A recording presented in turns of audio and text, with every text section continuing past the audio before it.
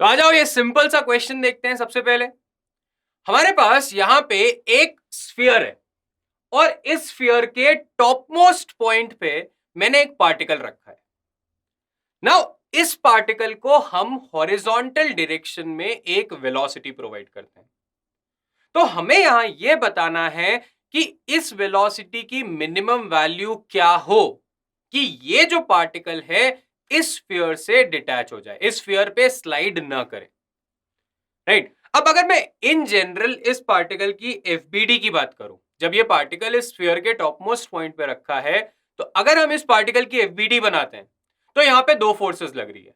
एक तो mg in the downward direction और दूसरी force normal in the upward direction. अगर ये पार्टिकल इक्विलिब्रियम में है तो एट दिस मोमेंट हम बोल सकते हैं कि mg मेरे नॉर्मल के बराबर है या नॉर्मल mg के बराबर है। अब जब हम इसे हॉरिजॉन्टल डायरेक्शन में वेलोसिटी प्रोवाइड कर रहे हैं और हमें यह देखना है कि ये पार्टिकल इस स्फीयर से डिटैच हो जाए, इस स्फीयर से इसका कांटेक्ट छूट जाए। और अगर कांटेक्ट छूट गया तो मेरी नॉर्मल क्या हो जाती है? जीरो। जैसे ही कांटेक्ट खत्म, नॉर्मल की वैल्यू हो गई जीरो। अब mg क्या करेगा? mg इस पार्टिकल को इस सर्कुलर मोशन में घुमाने की कोशिश करेगा। तो mg क्या कर रहा है? इस पार्टिकल को सेंट्रीपिटल फोर्स प्रोवाइड कर रहा है। तो क्या हम इक्वेशन लिख सकते हैं कि जब नॉर्मल जीरो हो गया mg will be equal to m v square by r. और इस इक्वेशन में जो v है वो इस पार्टिकल की मिनिमम वेलोसिटी होगी। अगर इससे ज्यादा होती है तो हो ही जाएगा, बट इससे कम हुई तो पार्टिकल उस सरफेस के कांटेक्ट में रहेगा। राइट, तो यहां से हम बोल सकते हैं m और m हो जाता है कैंसिल, तो v हो जाएगा under root of g r. तो अगर हम इस पार्टिकल को इतनी मिनिमम वेलोसिटी प्रोवाइड करें तो ये पार्टिकल इस स्फीयर के कांटेक्ट से हट जाएगा, इस स्फीयर से डिटैच हो जाएगा। तो यहां इस क्वेश्चन का करेक्ट आंसर होगा ऑप्शन ए। ना इस क्वेश्चन में हम एक स्मूथ वायर ले रहे हैं और इस वायर में एक छोटी सी रिंग को थ्रेड कर रहे हैं। जैसे हम किसी वायर में मोती को पिरोते हैं, मोती को डालते हैं, उस तरह से हम एक रिंग डाल रहे हैं एक वायर में। और फिर इस वायर से एक सर्कुलर लूप बना देते हैं ऑफ रेडियस ए। तो हमारा जो सिस्टम है वो कुछ इस तरह का है। हमारे पास एक सर्कुलर लूप है जिसमें हमने एक रिंग डाल रखी है और इस सर्कल का रेडियस है ए। अब हम क्या कर रहे हैं, ये जो डायमीटर हमें दिया है एक्स वाई, इस डायमीटर के अबाउट हम इस एक्सिस इस रिंग को ऐसे घुमा रहे हैं। ओके, इमेजिन करके देखो, ये रिंग है, यहां पे एक डायमीटर होगा, रिंग कुछ ऐसी घूम रही है। तो जब जैसे ये घूमना स्टार्ट करेगी, जो हमने रिंग इसके अंदर डाली थी, इस वायर के अंदर जो रिंग डाली थी, वो रिंग कुछ हाइट पे आके घूमने लगती है। अब ऑब्वियसली ये पूरा जो सिस्टम है, ये जो लूप है, ये जब सर्कल में घूमेगा, ये जब रोटेट करेगा, तो हमारी रिंग एक हॉरिजॉन्टल सरफेस में सर्कुलर मोशन करेगी। राइट, तो हमें बोला है कि इस रिंग का जो सर्कल है उसका रेडियस है a बाय 2। नाउ हमें यहां कैलकुलेट करना है the value of omega square अगर हम इस सिस्टम में इस रिंग को रिलेटिवली रेस्ट पे चाहते हैं। इस पॉइंट पे आके अगर ये रिंग रिलेटिवली रेस्ट पे रहना चाहती है तो ओमेगा स्क्वायर की वैल्यू क्या होगी? तो हम सबसे पहले इस रिंग की एफबीडी की बात करते हैं। अब इस रिंग की नेचुरल टेंडेंसी क्या है? जब ये सर्कुलर मोशन में घूम रही है तो इसे डेफिनेटली एक सेंट्रीपिटल फोर्स की रिक्वायरमेंट है, और या फिर हम बोल सकते हैं कि सेंट्रीफ्यूगल फोर्स की वजह से ये रिंग बाहर की तरफ जाना चाहती है। राइट, अगर ये लूप है, यहां पे रिंग है, तो सेंट्रीफ्यूगल फोर्स की वजह से रिंग की टेंडेंसी है बाहर जाए। तो जैसे ये बाहर जाने की कोशिश करेगी, ये जो लूप है हमारा, वो उसे नॉर्मल प्रोवाइड कर देगा अंदर रहने के लिए। करेक्ट, तो यहां पे ये नॉर्मल लगेगा towards the centre of the loop. Right, और दूसरा फोर्स इस पे लग रहा है mg in the downward direction. अब अगर मैं इस नॉर्मल के कंपोनेंट्स लेता हूं, तो अगर मेरा ये एंगल थीटा है तो this angle will also be theta. तो कॉस कंपोनेंट आ जाएगा ऊपर की तरफ वर्टिकल डायरेक्शन में, और साइन कंपोनेंट आ जाएगा हॉरिजॉन्टल डायरेक्शन में, जहां पे मेरा सर्कुलर मोशन हो रहा है। तो जो n sin थीटा होगा वो इस रिंग को सेंट्रिपिटल फोर्स प्रोवाइड करेगा to move in the circle. Correct, एक सेंट्रिपिटल फोर्स हमें चाहिए to move in the circle, जो कि प्रोवाइड करेगा n sin थीटा। और n cos थीटा क्या करेगा? n cos theta vertical direction में mg को बैलेंस करेगा। तो क्या हम इक्वेशन लिख सकते हैं n sin theta is equals to m omega square r and n cos theta is equals to mg। अब हमें जो ओमेगा कैलकुलेट करना है वो है इन टर्म्स ऑफ आर जी, मतलब मेरा थीटा एलिमिनेट होना चाहिए और एन एलिमिनेट होना चाहिए। तो सबसे पहले तो एन को एलिमिनेट करने के लिए मैं इन दोनों इक्वेशंस को डिवाइड कर देता हूं। जैसे ही मैंने डिवाइड किया, लेफ्ट हैंड साइड में न्यूमरेटर और डिनोमिनेटर में हमारा एन कैंसिल हो जाता है। तो इक्वेशन क्या आती है? यहां से इक्वेशन आ जाती है tan theta is equals to, right hand side में हम m को भी कैंसिल कर सकते हैं, और r की वैल्यू क्या होगी? r is the radius of circle in which the particle is rotating or revolving, right? तो यहां पे उस सर्कल का रेडियस क्या है? a/2। एक मिस्टेक आप यहां क्या कर सकते हैं, आप रेडियस सुनते ही r is equals to a substitute कर देंगे, बट भैया वो रेडियस किसका है? वो रेडियस तो उस लूप का है। हमें रेडियस सब्सटीट्यूट करना है पार्टिकल के सर्कल का। तो पार्टिकल के सर्कल का रेडियस है यहां a/2, तो ये हो जाता है omega square a/2g, right? tan theta के टर्म इक्वेशन आ गई ओमेगा स्क्वायर के टर्म्स में। अब क्वेश्चन आता है tan थीटा कैसे निकालें। अगर हम इस ट्राइंगल में देखें, ये पॉइंट है मेरा O और ये पॉइंट मैं मान लेता हूं A and this point is B। In triangle OAB this is angle theta, और इस थीटा के सामने वाली साइड मुझे पता है, साइड ए बी। अगर मैं ये ट्राइंगल को बाहर बना लेता हूं तो ये ट्राइंगल कुछ ऐसा है, this is O, this is A, this is B, this is theta.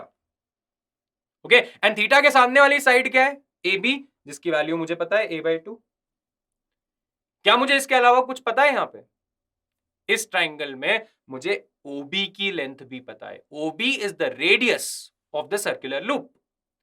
OB की वैल्यू क्या है? A। तो अगर OB पता है, AB पता है, तो क्या हम साइन थीटा से लिख सकते हैं perpendicular upon base which is a/2 divided by a। a हो जाता है कैंसिल, साइन थीटा आता है 1/2। और अगर साइन थीटा 1/2 है तो थीटा की वैल्यू क्या हो जाती है? यहां से थीटा इज 30 डिग्रीज। हो गया हमारा काम। हमें tan थीटा की वैल्यू निकालनी थी। अगर थीटा की वैल्यू पता चल गई है तो tan थीटा की वैल्यू भी पता चल गई। Theta is 30 degrees, so tan theta is 1/√3, जो कि हम रख सकते हैं अपनी इस इक्वेशन में। तो यहां से हम क्या लिख पाएंगे? 1/√3 is equals to omega square a/2g। हमें कैलकुलेट करना था ओमेगा स्क्वायर, तो ओमेगा स्क्वायर को एक साइड रखते हुए बाकी सारे वेरिएबल्स को दूसरी तरफ ले जाते हैं, तो हमारा ओमेगा स्क्वायर आ जाता है 2g/a√3। तो यहां जो करेक्ट आंसर है वो होगा ऑप्शन सी। इस क्वेश्चन में हमारा जो सिस्टम है उसमें हमारे पास एक हॉरिजॉन्टल रूलर है, और इस हॉरिजॉन्टल रूलर के एक एंड पे हम एक पार्टिकल रख देते हैं कुछ इस तरह। जो ये वाला एंड है उस पे मैंने एक पार्टिकल रखा है, और अब इस रूलर को इस एक्सिस के अबाउट कुछ इस तरह से घुमाया जाता है। तो ये जो पार्टिकल है वो एक सर्कुलर मोशन परफॉर्म करेगा, और इस सर्कल का, इसका जो सर्कल होगा उसका रेडियस होगा लेंथ ऑफ दिस रूलर। तो हमें बताना है कि हम इस सिस्टम को क्या मैक्सिमम एंगुलर स्पीड प्रोवाइड कर सकते हैं कि हमारा जो पार्टिकल है उस रूलर पे रेस्ट में रहे, उस रूलर पे स्किड ना हो। और हमें यहां बोला है कि इन दोनों बॉडीज के बीच में कोएफिशिएंट ऑफ फ्रिक्शन है म्यू। तो इन ऑप्शंस में से कौन सा option will give us the maximum angular speed of this system? तो हम चलते हैं इस बॉडी की एफडीडी पे। इस बॉडी पे लगने वाली फोर्सेस कौन सी होगी? एक तो mg लगेगा डाउनवर्ड डायरेक्शन में, दूसरा फोर्स अपवर्ड डायरेक्शन में नॉर्मल, जो कि mg को बैलेंस कर देगा, क्योंकि जब ये पार्टिकल इस सर्कल में घूम रहा है तो mg और नॉर्मल आपस में एक दूसरे को बैलेंस कर देंगे। और इस पार्टिकल की टेंडेंसी है बाहर की तरफ जाने की, क्योंकि इस पे एक सेंट्रीफ्यूगल फोर्स लगेगा। जब मैं इसको ऐसे घुमाऊंगा तो इस पार्टिकल पे एक सेंट्रीफ्यूगल फोर्स लगेगा बाहर की तरफ, और उस सेंट्रीफ्यूगल फोर्स को बैलेंस कौन करेगा? उस सेंट्रीफ्यूगल फोर्स को बैलेंस करेगा friction between the two surfaces. इस पार्टिकल और सरफेस के बीच में जो फ्रिक्शन होगा वो इस पार्टिकल को होल्ड करके रखेगा। तो हम बोल सकते हैं यहां पे इस पार्टिकल के ऊपर चार फोर्सेस लग रही है: friction, centrifugal, normal and mg। और हमारा जो पार्टिकल है वो है इक्विलिब्रियम में, वो इस रूलर पे, इस फ्लैट सरफेस पे रेस्ट पे। तो क्या हम बोल सकते हैं कि net forces in X direction और net forces in Y direction zero होगी? यस, इक्विलिब्रियम की कंडीशन होती है कि एक्स और वाई डायरेक्शन में हमारी फोर्सेस जीरो होनी चाहिए। Net force on the particle should be zero. यहां पे मैंने एक्स डायरेक्शन कौन सा लिया? एक्स डायरेक्शन है मेरा ये वाला, और वाई डायरेक्शन है perpendicular to this, which is this. तो अब एक्स डायरेक्शन में अगर मैं इक्वेशन लिखता हूं तो एक्स डायरेक्शन में इक्वेशन क्या होगी? F is equals to M R omega square, and y direction में normal will balance the mg, so normal will become equal to mg। अब हमें यहां निकालनी है angular speed omega in terms of mu R and G. तो सबसे पहले हम इस फ्रिक्शन को नॉर्मल के टर्म्स में सब्स्टिट्यूट कर सकते हैं। हम जानते हैं यहां पे फ्रिक्शन लगेगा म्यू टाइम्स जी, क्योंकि अगर मुझे मैक्सिमम ओमेगा निकालना है तो जो फ्रिक्शन है वो भी मैक्सिमम होना चाहिए। अगर मेरा ओमेगा मैक्सिमम फ्रिक्शन से ज्यादा हो गया तो डेफिनेटली पार्टिकल उस सरफेस से स्किड हो जाएगा। मैं बोल सकता हूं जो फ्रिक्शन की वैल्यू यहां पे होगी that will be equal to mu times n. और अब हम इन दोनों इक्वेशंस को डिवाइड कर दें तो मेरा n कैंसिल हो जाएगा और मेरे जो गिवन वेरिएबल्स हैं उसके टर्म्स में मेरे पास एक इक्वेशन आ जाएगी। तो अगर मैं इक्वेशन 1 और इक्वेशन 2 को डिवाइड करता हूं तो हमारे पास आ जाता है mu is equals to, n और n हो जाएगा कैंसिल लेफ्ट साइड में, mu is equals to r omega square by g. Right side में न्यूमरेटर और डिनोमिनेटर में मैंने m को भी कैंसिल कर दिया है। तो मेरे ओमेगा की इक्वेशन क्या आती है? यहां से omega is equals to mu g by r का अंडर रूट। तो जो मैक्सिमम ओमेगा हम इस पार्टिकल को प्रोवाइड कर सकते हैं उसकी वैल्यू होगी under root of mu g by r. और यहां पे जैसा कि मैंने आपको एक्सप्लेन किया है कि इस सर्कल का रेडियस कितना होगा?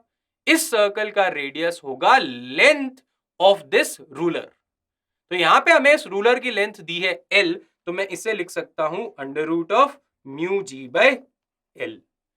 So this is the correct value or the maximum value of the angular speed which we can provide to this system. तो यहां जो करेक्ट आंसर होगा वो होगा ऑप्शन डी।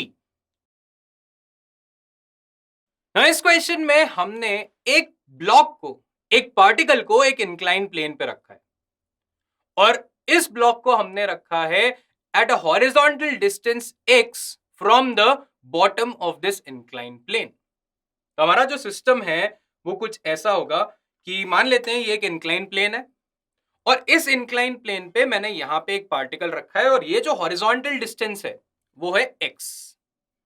अब अगर मैं इस सिस्टम को ऐसे ही छोड़ देता हूं तो ये जो ब्लॉक होगा वो कुछ इस तरह से मूव करेगा। क्यों? क्योंकि यहां पे एक mg का कंपोनेंट लग रहा है जो उसे नीचे लाएगा।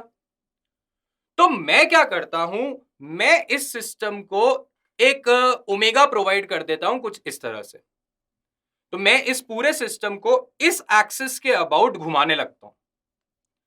तो मुझे यहां बताना है कि किस वैल्यू ऑफ ओमेगा के लिए ये जो पार्टिकल है वो इस इंक्लाइन प्लेन पे रेस्ट पे रहे। जैसे ही हम इसको ऐसे घुमा रहे हैं कुछ ओमेगा से, तो ये पार्टिकल इस इंक्लाइन प्लेन पे रेस्ट पे रहना चाहिए।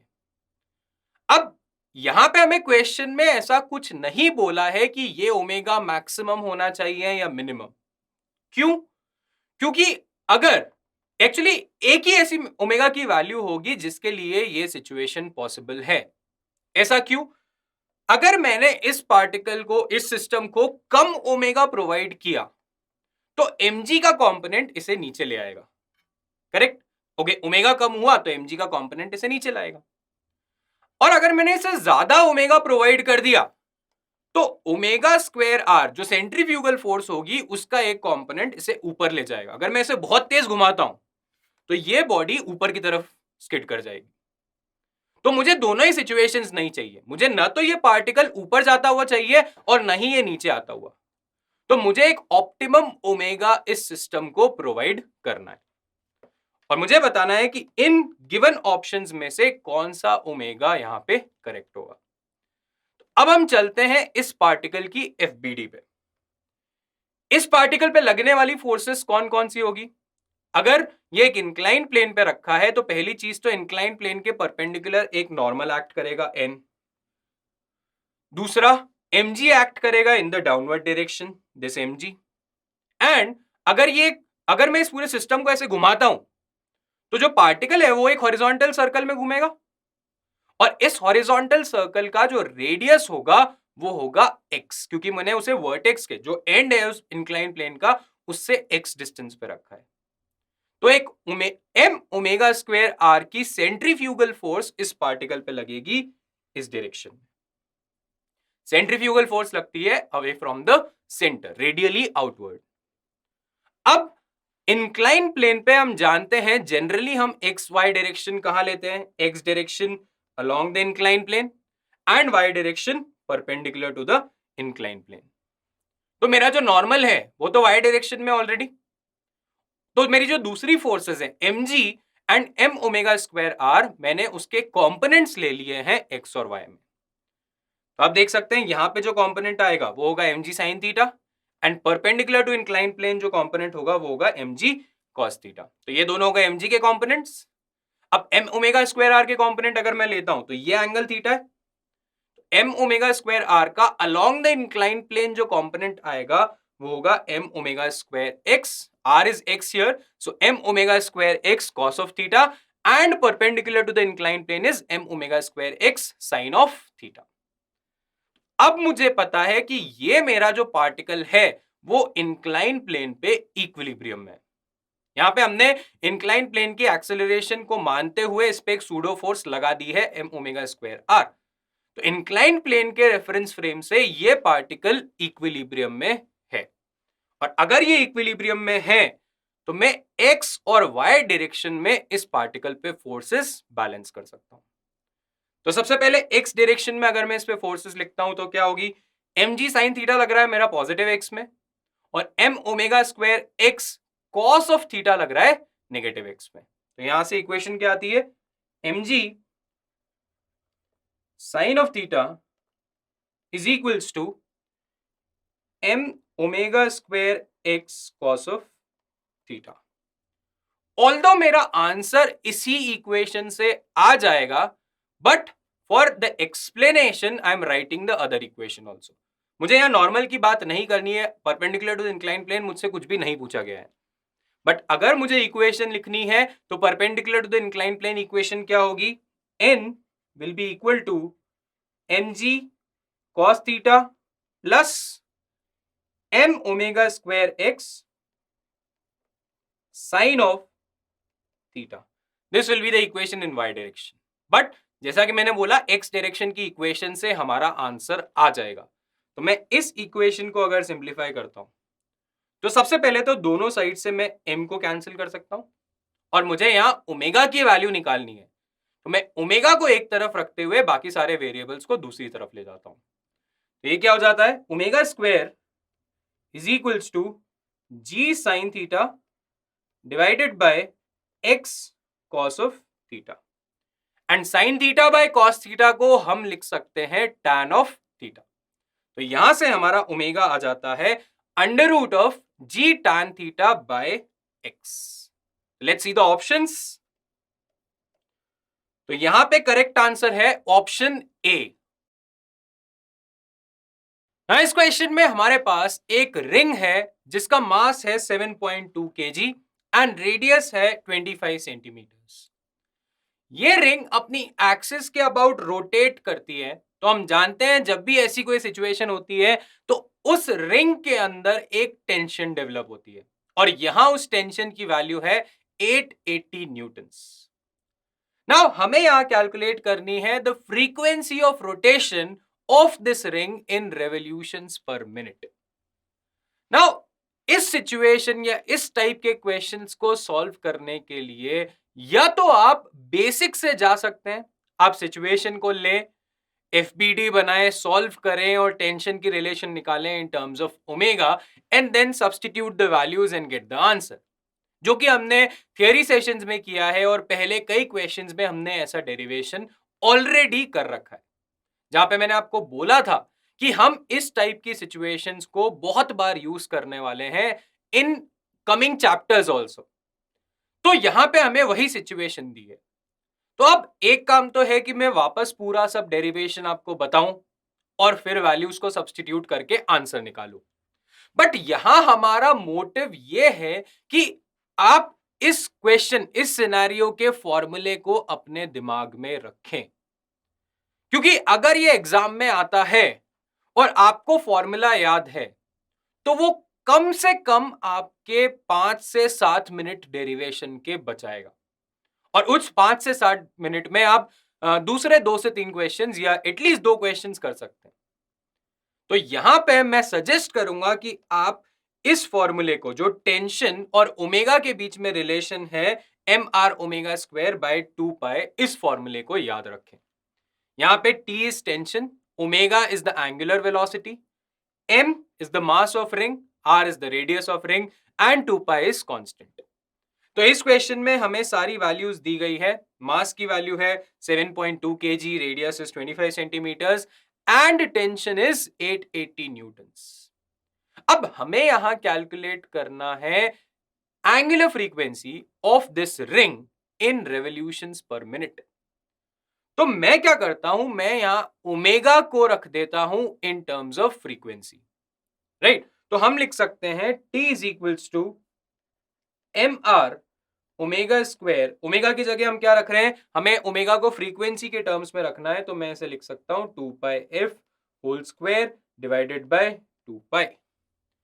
और जब मैं इस न्यूमरेटर में इस ब्रैकेट को स्क्वायर करूंगा तो मेरे पास क्या आता है 4 पाई स्क्वायर एफ स्क्वायर, या मैं बोल सकता हूं एक 2 पाई कैंसिल हो जाएगा न्यूमरेटर और डिनोमिनेटर में। तो हम क्या लिख सकते हैं यहां से, T is equals to 2 pi m r f square, और यहां से जो F निकलेगा वो होगा in terms of in the units of revolutions per second, correct. Frequency क्या होता है, एक सेकेंड में कितने रेवोल्यूशंस किए, तो उसकी यूनिट क्या होगी, रेवोल्यूशंस पर सेकेंड। तो यहां से हम F कैलकुलेट कर सकते हैं by the formula under root of T by 2 pi m r. तो यहां सभी वैल्यूज क्वेश्चन में दी गई है, आप सब्स्टिट्यूट कर सकते हैं और आंसर निकाल सकते हैं। क्या वो हमारा डायरेक्ट आंसर होगा, जो यहां से आएगा क्या वो आंसर होगा? यहां अगर मैं सब कुछ ऐसा यूनिट में सब्स्टिट्यूट करता हूं तो मेरे पास F निकल के आता है इन रेवोल्यूशंस पर सेकेंड्स, और मुझे उसे कन्वर्ट करना है मिनट्स में। तो यहां से जो भी निकल के आएगा, अगर मैं उसे 60 से मल्टीप्लाई करूंगा तो मेरा आंसर आएगा रेवोल्यूशंस पर मिनट में। तो यहां पे हम टेंशन को सब्स्टिट्यूट कर सकते हैं, under root of 880 divided by 2 pi constant है, तो 2 पाई इनटू m की वैल्यू हमें दी गई है 7.2 इनटू r इज 25 सेंटीमीटर्स, तो कन्वर्ट इट इनटू मीटर्स, तो यहां पे आ जाता है 0.25, और इस पूरे स्क्वायर रूट को कैलकुलेट करने के बाद हमें इसे मल्टीप्लाई करना है इनटू 60। सो जब आप इसे सिंप्लीफाई करते हैं आपके पास एफ की वैल्यू निकल के आती है 529 रेवोल्यूशंस पर मिनट। अगर आपके पास ये फॉर्मूला है, अगर आपको ये फॉर्मूला याद है, तो आप डायरेक्टली इन फॉर्मूले में सब्सटीट्यूट करके आंसर निकाल सकते हो। अगर आप भूल जाते हैं तो मैं सजेस्ट करूंगा जब आपका पूरा पेपर हो जाए, जब आपके सारे क्वेश्चंस हो जाए, एंड में डिराइव करें और फिर इस फॉर्मूले को निकाल के सब्सटीट्यूट करके आंसर निकालें, अगर आपके पास टाइम बचता है तो ऐसे क्वेश्चंस को अटेम्प्ट करने के लिए अगर आपके पास डायरेक्ट फॉर्मूला है, अगर आपको फॉर्मूला याद है, तो that will save a lot of time for you, right? तो यहां इस क्वेश्चन का आंसर होगा option D, 529 revolutions per minute.